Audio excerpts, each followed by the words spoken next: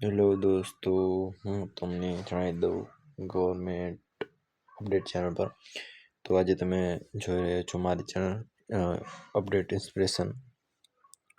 તો હવે તમને વાત કરી દઉં તો રેલવેની અંદર ઘણી બધી ભરતીઓ આવેલી છે.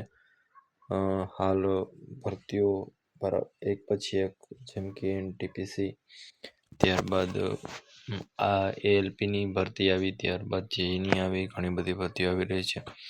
તો હાલ એક જે આઈટીઆઈ અને 10 પાસ માટે ખુશીના સમાચાર આવી રહ્યા છે. તે ભરતીનું નામ છે ગ્રુપ ડીની ભરતી, જેમાં અંદાજે 32,000 વેકન્સી બહાર પડી છે, જેનો કોડ છે CEN 8/2024. જેના હજી ફોર્મ હાલ તો ભરાવાના નથી ચાલુ થયા, પણ ટૂંક જ સમયમાં ભરાવાનું શરૂ થઈ જશે.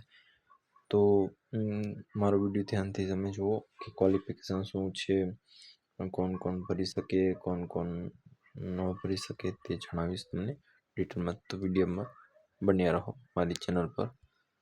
તમને જણાવું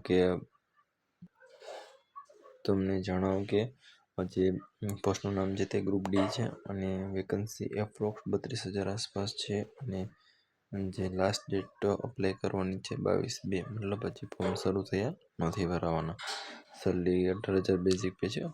ઘણી બધી વધારે સેલરી આવે છે, પણ આમે જે બેઝિક પે લખવામાં આવ્યો છે, તો તમને એની પણ માહિતી આપીશ વધારે.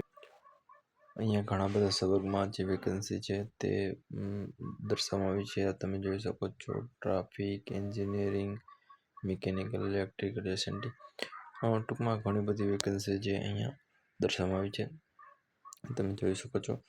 ત્યારબાદ જે સેન્ટ્રલ રેલવે છે, ત્યાર પછી જે અલગ અલગ ઝોન વાઇઝને ઘણું બધું આમાં આવે છે. Secunderabad, west zone, west region. અને સેલરીની તમને વાત કરું તો જો અહીંયા 32,075 વેકન્સી છે અને પે સ્કેલ 7 CPC આધારે જેનો પે સ્કેલ છે. એટલે ટૂંકમાં ઘણું બધું સારું હોય છે આમાં પે સ્કેલ. સેન્ટ્રલ ગવર્મેન્ટની ભરતીમાં પગાર પંચ અને એ બધું ખૂબ સારું હોય છે. ત્યારબાદ અલાઉન્સ મળતા હોય છે, જેમ કે તમને DA, HRA વગેરે અલાઉન્સ. પ્રમોશનનો ક્રાઇટેરિયા પણ ઘણો સારો હોય છે. સ્ટેટ ગવર્મેન્ટ કરતાં સેન્ટ્રલ ગવર્મેન્ટની રેલવેની ભરતી ખૂબ સારી કહેવાય. રેલવેની ગવર્મેન્ટ જોબ ખૂબ સારી કહેવાય છે, તો એ ધ્યાનમાં રાખવું જોઈએ. ત્યારબાદ ઉંમરની વાત કરું તો મિનિમમ 18 વર્ષ હોવી જોઈએ, મેક્સિમમ 36 વર્ષ. અને ST, SC અને OBC માટે થોડી છૂટછાટ 5-3 વર્ષની મળે છે, તે કોમન છે, દરેકમાં હોય છે એટલી છૂટછાટ. અને ફીઝની વાત કરું તો ફીઝ EWS, OBC અને જનરલ માટે 500 રૂપિયા છે. રિફંડ 400 રૂપિયા મળી જશે જો તમે એક્ઝામ દેશો તો. અને SC, ST, OBC માટે 250 રૂપિયા, ફિમેલ માટે પણ સરખું જ છે. અને રિફંડ 250 રૂપિયા તમને મળી જશે, એવું કંઈક ફીઝનું ક્રાઇટેરિયા છે. અને બીજી વાત કરું તો સિલેક્શન પ્રોસિજર શું છે, તો સિલેક્શન પ્રોસિજરમાં તો એક CBT એક એક્ઝામ રહેશે અને PET ટેસ્ટ રહેશે, મતલબ physical efficiency test. Physical efficiency ટેસ્ટમાં એવું હોય છે કે કંઈક 100 મીટર 35 કિલો વજન ઉપાડવાનું હોય છે અને કંઈક થોડી દોડ હોય છે, બસ એટલું હોય છે. હવે કંઈક નવું આવ્યું હોય તો ખ્યાલ નથી, આ વખતે નોટિફિકેશન જે ડિટેલમાં બહાર પડે એના આધારે આપણને ખબર પડશે.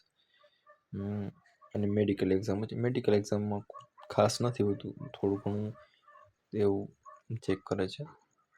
મેડિકલ એક્ઝામ તો પાસ થઈ જાય છે, એમાં કંઈ એવું ક્રાઇટેરિયા નથી હોતું.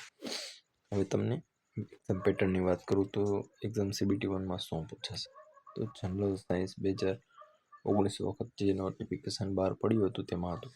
આ વખતે મે બી જીકે કરી શકે એવું લાગી રહ્યું છે, કારણ કે આ વખતે એનટીપીસીની બધી જગ્યાએ જીકે ઉપર વધારે ફોકસ કરવામાં આવી રહ્યું છે. તો મે બી આ વખતે 25 ક્વેશ્ચન જીકેના મૂકી શકે. અને અહીંયા પણ 20 માર્કનું હતું, જે વધારી શકે. ત્યારબાદ રીઝનિંગ 30 માર્ક્સ છે અને મેથેમેટિક્સ 25 માર્ક્સ. તો સિલેબસ તો મે બી ચેન્જ થઈ શકે એના પણ, મતલબ આપણે અત્યારે તૈયારી ચાલુ કરીએ તો મેથ્સ ને રિઝનિંગથી કરી શકીએ, કેમ કે તે બદલવાનું તો છે નહીં.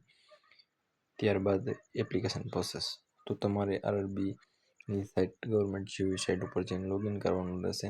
અને ત્યારબાદ અહીંયા જે બતાવવામાં આવેલ છે તે સ્ટેપ ફોલો કરવાનું રહેશે. રજિસ્ટર કરવાનું રહેશે, ત્યારબાદ ફોર્મ ફિલઅપ કરવાનું રહેશે, scan photo and signature upload કરવાના રહેશે અને ફીસ સબમિટ કરીને તમારું ટોટલ ફોર્મ સબમિટ થઈ જશે. તો આ દિવસે હજી પણ જે ગ્રુપ ડીનું જે ડિટેલ નોટિફિકેશન આવે તેમાં આપણને વધારે આઈડિયા આવશે. તો તમે મારી ચેનલ સબસ્ક્રાઈબ અને લાઈક કરજો, જેના કારણે અમને મોટિવેશન મળે.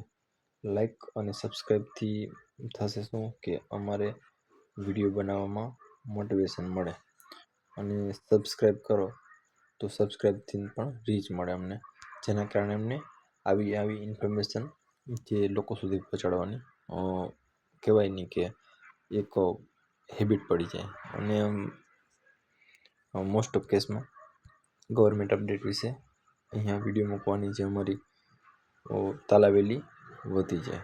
તો thank you for hour video,